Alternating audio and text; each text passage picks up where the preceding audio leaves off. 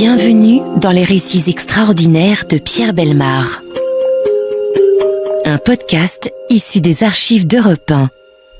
Il a fallu, chers amis, aux policiers suivre une piste minutieuse pour découvrir d'une part un cadavre et d'autre part l'assassin dans l'affaire qui nous intéresse aujourd'hui. Cette chasse a mené effectivement vers un coupable, mais jamais cette affaire n'a reçu une totale explication, comme vous en rendrez compte au moment de sa conclusion. C'est le récit de cette enquête patiente que je vous invite à suivre, La piste rouge, tel est le titre que lui a donné Grégory Franck.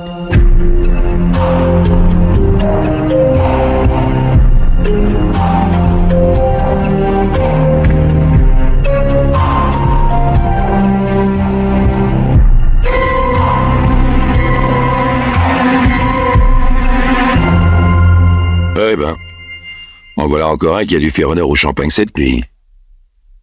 En faisant cette réflexion, le garde Sagnier saute prestement à bas de sa bicyclette qu'il abandonne sur le bas-côté.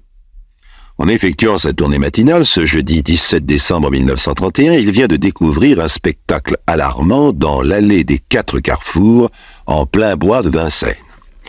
Une automobile, une C6 Citroën, repose à 5-6 mètres de la route, le train avant soulevé par un groupe d'arbustes couchés ou cassés sous elle. D'après ce que je vois, songe le garde Sagnier, ils n'ont pas vraiment embouti un arbre. Ils n'ont pas dû se faire trop de mal. Le garde approche de la voiture dont un phare brille encore faiblement. Apparemment, il n'y a personne à bord, à moins que les passagers ne soient couchés sur les sièges ou sous le tableau de bord. Avec quand même un peu d'appréhension, le garde ouvre la portière. Il passe la tête à l'intérieur de la voiture, et c'est alors qu'une odeur le prend aux narines, une odeur que le garde connaît bien, celle qui vous environne quand vous ramassez un lapin ou un chat errant tué au coin d'un fourré. L'odeur du sang. Effectivement, toute la banquette, les portières et le plancher sont tachés de sang qui achève de sécher.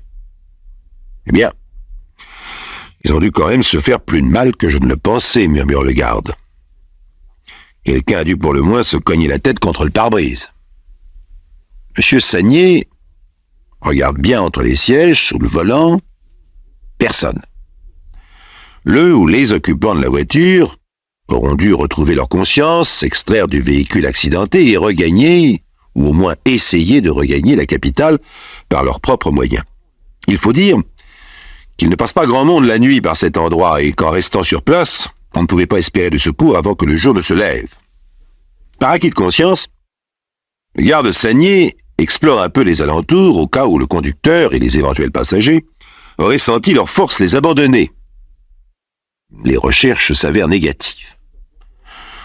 Alors le garde n'a rien de plus à faire que reprendre sa bicyclette et rentrer prévenir le poste de police.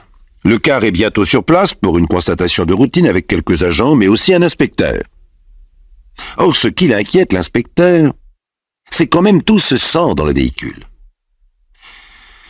Il doit y avoir eu au moins un blessé sérieux, et si ce n'est plusieurs. Et il va falloir regarder cela d'assez près. La première chose qui a frappé le policier en descendant du car, ce sont les traces laissées par la voiture. À cet endroit, l'allée des 4 carrefours est bien droite. Et la Citroën n'a pas fait une brusque embardée sur le côté comme lorsqu'un conducteur s'endort ou perd le contrôle du volant sous l'effet de l'alcool et heurte le talus. La trajectoire au contraire est longue, forme une courbe régulière, comme si on l'avait guidée. Mais qui, je vous le demande, irait se jeter par plaisir contre un arbre?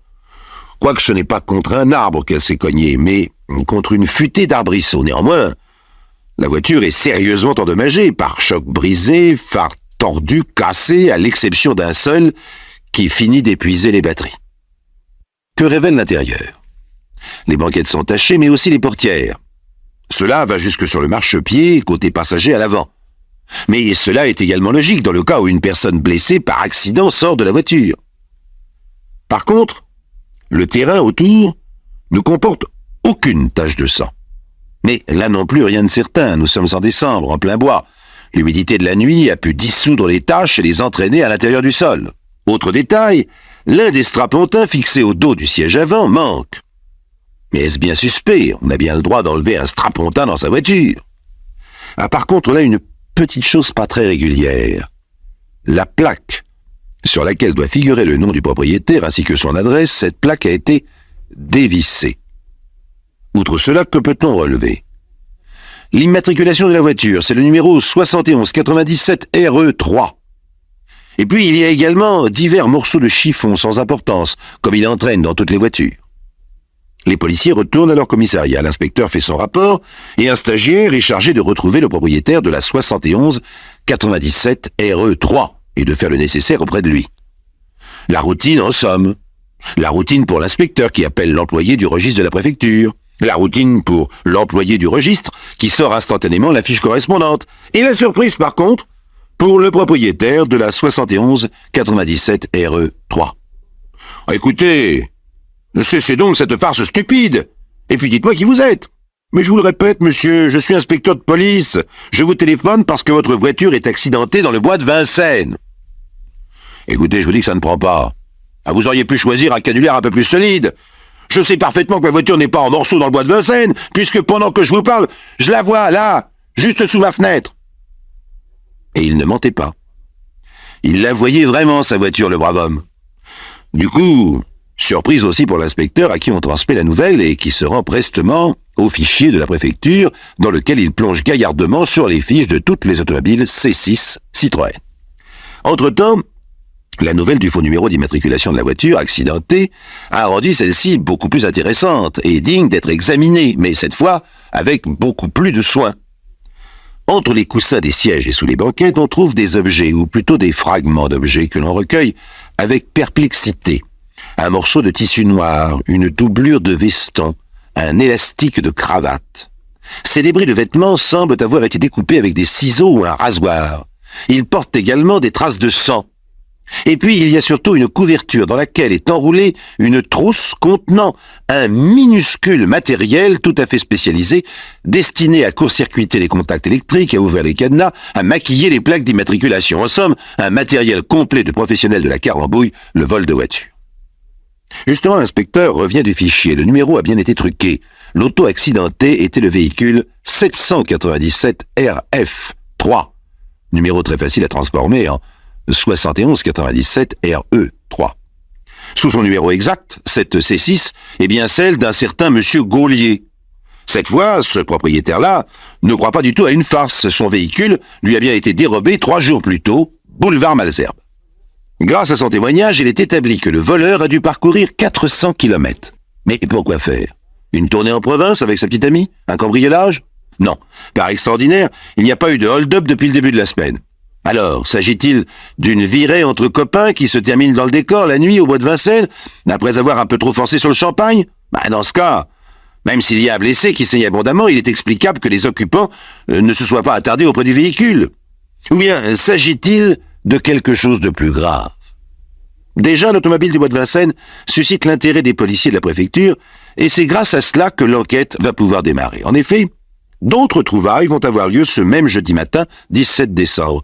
Mais elles vont avoir lieu dans des endroits très éloignés les uns des autres, et auraient pu continuer à poser longtemps des problèmes à des gendarmeries locales qui n'auraient jamais eu l'occasion de recouper ces événements entre eux, et il faut bien dire que, comme les pièces d'un puzzle, chaque chose prise à part n'avait pas beaucoup de sens. Mais centralisées à la préfecture, ces pièces vont s'adapter les unes aux autres et permettre de constituer le départ de ce qui fut appelé la piste rouge. Sur la route de Poissy, un poseur de fil télégraphique aperçoit un petit tas d'objets qui se consument avec difficulté. Par curiosité, il éteint les flamèches et étale ce qui semble être des chiffons.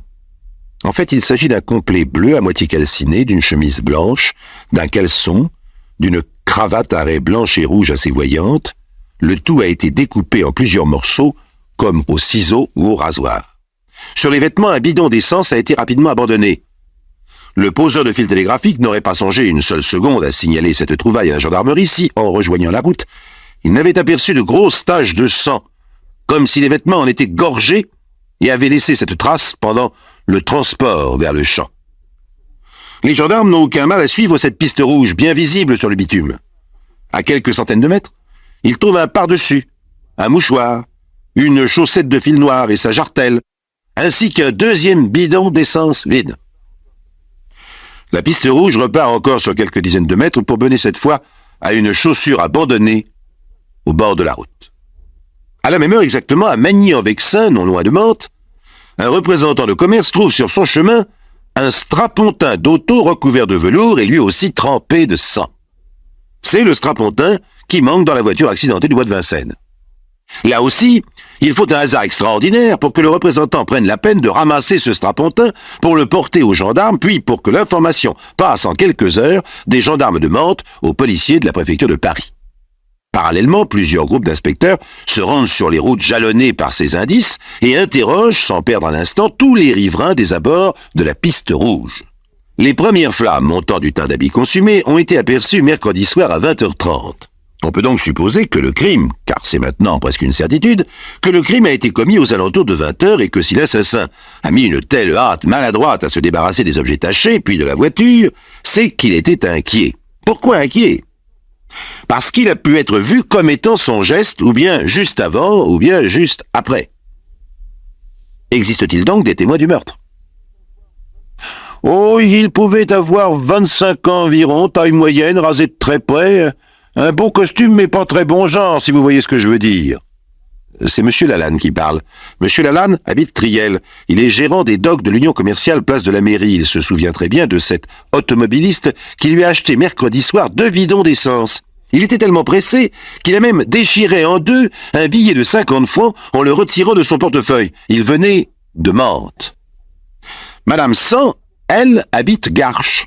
Elle traversait le bois de Saint-Cucufa en promenant ses chiens lorsqu'elle entendit 2 coups de feu étouffés se succédant à quelques secondes.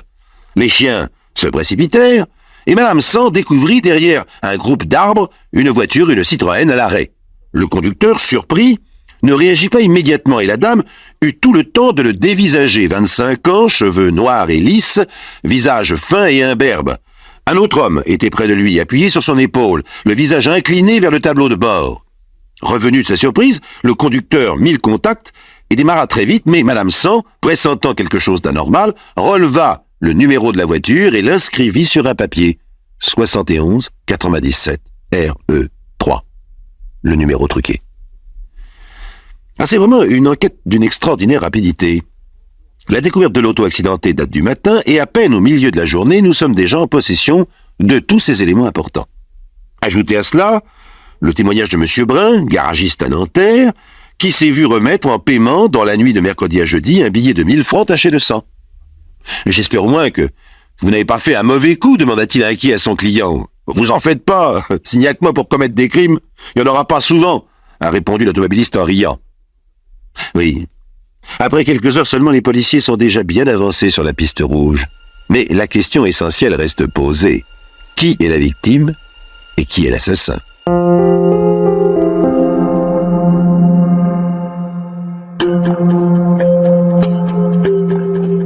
C'est une réflexion curieuse, mais on ne peut manquer de se la faire à propos de nombreuses enquêtes criminelles. Quand on sait qu'un crime a été commis et qu'il y a quelque part dans la nature une victime et un assassin, c'est en général sur la piste de la victime que les policiers concentrent d'abord leurs efforts. Vous me direz que ça n'est peut-être pas étonnant, étant donné qu'il faut d'abord repérer le corps du délit et que celui-ci risque, quoi qu'il en soit, d'être moins remuant que l'auteur du mauvais coup. Ainsi, la piste rouge que nous suivons possède forcément 2 extrémités. D'un côté, un cadavre encore inconnu, et de l'autre, un assassin, tout aussi anonyme. Monsieur Lambrosini, ouvrier de son état, déclare avoir vu mercredi soir vers 8h une automobile stationnée sur le pont de Triel et un automobiliste qui avait l'air d'avoir jeté quelque chose par-dessus le pont.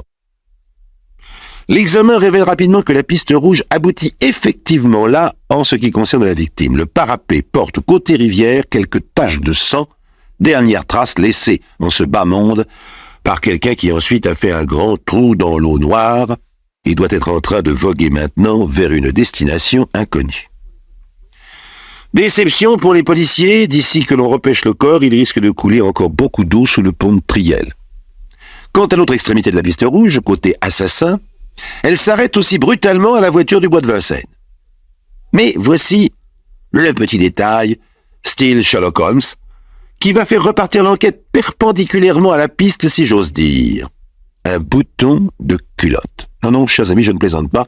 C'est bien un bouton de culotte qu'un inspecteur trouve dans la boue à côté du pont.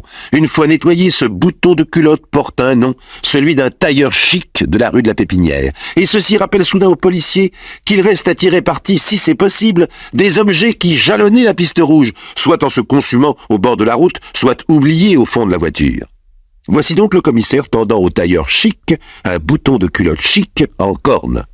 Ah oui, indiscutablement, ce bouton vient de chez moi, mais avouez que c'est un peu vague.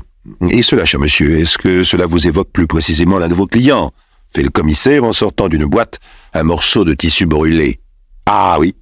Ah, cette doublure de soie pour un gilet, c'est caractéristique. De même, les supports chaussettes grande largeur qui sont à côté. C'était pour un Américain. Oh, il n'y a que ces gens-là pour porter ce genre de choses. Un certain Richard Wall, domicilié dans un hôtel du boulevard des Capucines. Je me le rappelle d'autant mieux qu'il ne m'a pas payé sa commande.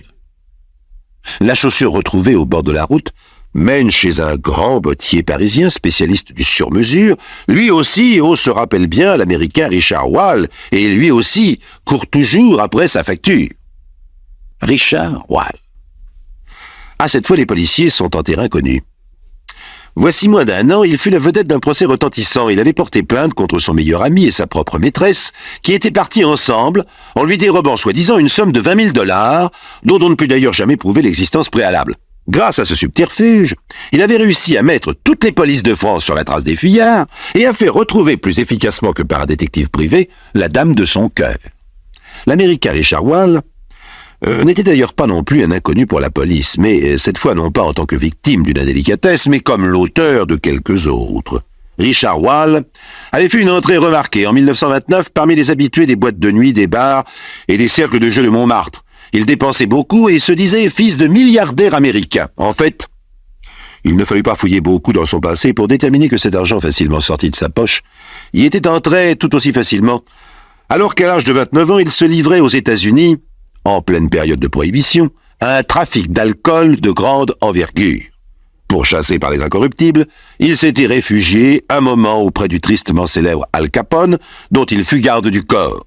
Les représentants de la loi se montrant décidément trop empressés sur sa personne, il avait préféré venir en France, où il vivait depuis d'expédients, laissant de longues ardoises et de belles promesses d'héritage en millions de dollars en guise de paiement. Sa dernière trouvaille, pour faire entrer en caisse quelque argent, c'était le trafic des voitures volées. Tiens. Voiture volée. Et la voiture accidentée du bois de Vincennes, n'était-elle pas un véhicule volé par un spécialiste, puisque le numéro a été maquillé et qu'une trousse complète de professionnels de la carambouille a été retrouvée? Un instant, les policiers se posent la question. Bien entendu, Richard Wall n'est pas rentré à son hôtel depuis le soir du crime. Bien entendu, ce sont ses vêtements qui jalonnaient la piste rouge. Mais est-ce forcément lui, la victime? Ne s'agit-il pas d'une ruse? Et ne serait-il pas plutôt le criminel, lui, le gangster américain? Les enquêteurs sont bientôt attablés au Topsy, un café-bar du quartier des Ternes où Richard Wall a de notoriété publique établi son quartier général.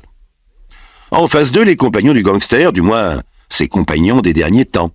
Il y a là un riche monsieur d'une excellente famille de province qui ne dédaigne pas de dépenser les économies familiales en venant s'encanailler.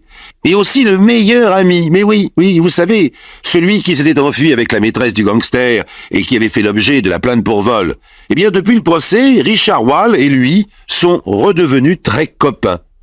On a beau cuisiner ces deux messieurs, il apparaît très vite qu'ils ne savent pas grand-chose. Par contre, l'un d'eux lâche une phrase importante. Vous devriez demander à Robert Guy. Il y a peut-être une information, mais on ne l'a pas revu depuis mercredi. Le prénommé Robert Guy s'appelle Davin, et les policiers ont au fait de se présenter à son domicile.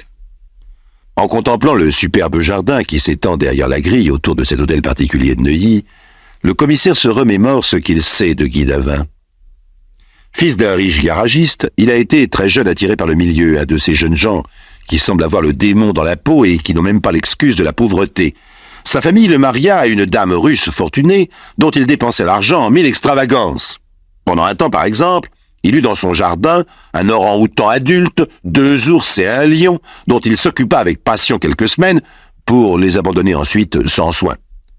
Sujet à des accès de violence incontrôlés, il fut menacé d'internement, mais grâce à l'intervention de sa famille, il resta en liberté. Une liberté dont il usa sous couvert de placer des contrats d'assurance pour participer à un trafic de drogue et enfin au commerce des voitures volées.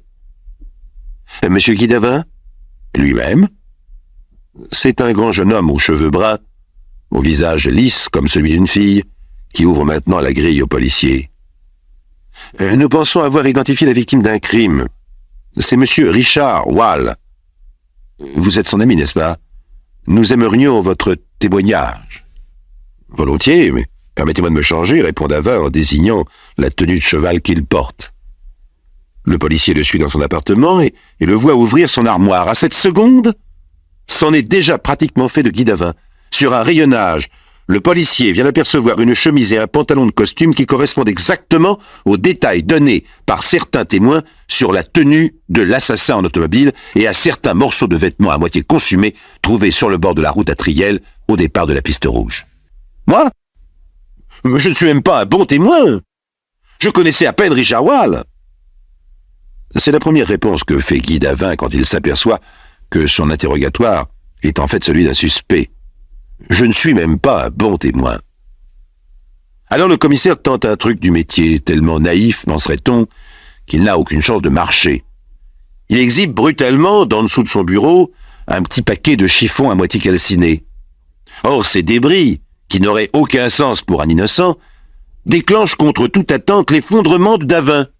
Il pâlit, se tasse sur sa chaise et cache sa tête dans ses mains. « Oui, c'est moi, avoue-t-il. Je travaillais avec Richard, enfin, les voitures volées.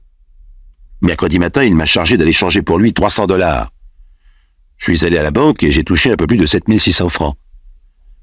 J'ai d'abord eu la tentation de tout garder, et puis j'ai eu peur des représailles. Alors pour me défendre, je suis allé acheter un Broadwing et 100 cartouches chez un armurier. Je suis allé au bois de Boulogne essayer l'arme, et je suis revenu chercher Richard. Je lui ai donné 7000 francs en lui disant que c'est tout ce que j'avais reçu. Il n'a pas semblé étonné. Je lui ai alors proposé une promenade à la campagne. Nous roulions dans la C6 Citroën, récemment volée avec le numéro maquillé. Il me l'avait prêté pour la journée. En traversant les bois de Saint-Cucuffin, je lâchai le volant d'une main et fis semblant de chercher mes gants dans la portière. Je tenais le revolver. J'ai arrêté la voiture et j'ai tiré sur Richard à bout portant. Il a reçu la balle dans la nuque. Il s'est redressé un peu. Il avait l'air de ne rien sentir. Et il a dit cette phrase étonnante. « All right, ouvrez la fenêtre. » J'étais glacé d'horreur. Il saignait déjà beaucoup, j'ai tiré une seconde fois. Il est tombé contre mon épaule. Cette fois, il y avait du sang partout. C'est alors que j'ai aperçu une dame qui se promenait là, avec ses chiens. Je me suis affolé car maintenant, je pouvais être reconnu. J'ai démarré en trombe. À Mantes, j'ai acheté des ciseaux pour découper en morceaux les vêtements de l'Américain et certains des miens qui étaient tachés. Je me suis débarrassé du cadavre nu au pont de Triel et puis, tout au long de la route, j'ai fait ici et là des petits tas avec les objets compromettants auxquels j'ai mis le feu. J'ai laissé la voiture dans une rue près de chez moi, après avoir nettoyé les vitres. Ma femme s'est étonnée de me voir rentrer sans veston et sans chemise, alors je lui ai répondu que j'avais été pris dans une bagarre et que l'on m'avait pris mes habits. Mais je lui ai également remis 4000 francs sur les 7000 repris à Richard. C'est le lendemain matin, de très bonne heure, que je suis allé jeter la voiture contre les fourrés du bois de Vincennes. Ensuite, je suis allé chez ma mère, je lui ai dit « Maman, j'ai fait une grosse bêtise. » Puis je lui ai raconté ce que j'avais fait. Je lui ai donné mon revolver pour qu'elle puisse se défendre. L'effarante confession de ce jeune homme de 20 ans raconte tout et pourtant n'explique rien. Il n'en était pas à son premier vol, mais il aurait très bien pu ne pas commettre ce crime pour garder l'argent. C'est pourtant faute d'une autre explication, ses aveux qui seront entendus lors du procès. Un psychiatre dira que Guy Davin, au moment de son acte, était peut-être moralement dérangé, mais sain d'esprit aux yeux de la loi. Il sera condamné aux travaux forcés à perpétuité, et à cette époque, les travaux forcés, c'est Cayenne. Mais certains ne se sont jamais contentés des explications officielles et des aveux qui ont motivé la condamnation. Notamment à cause d'un petit détail. Oui, un tout petit détail. Un expert a témoigné devant le tribunal. J'ai examiné, a dit cet expert, le Bronwyn remis par Guy Davin à sa mère et avec lequel il a avoué avoir assassiné Richard Wall. Je peux prouver scientifiquement qu'il est impossible que les balles qui ont tué Richard Wall aient été tirées par cette arme.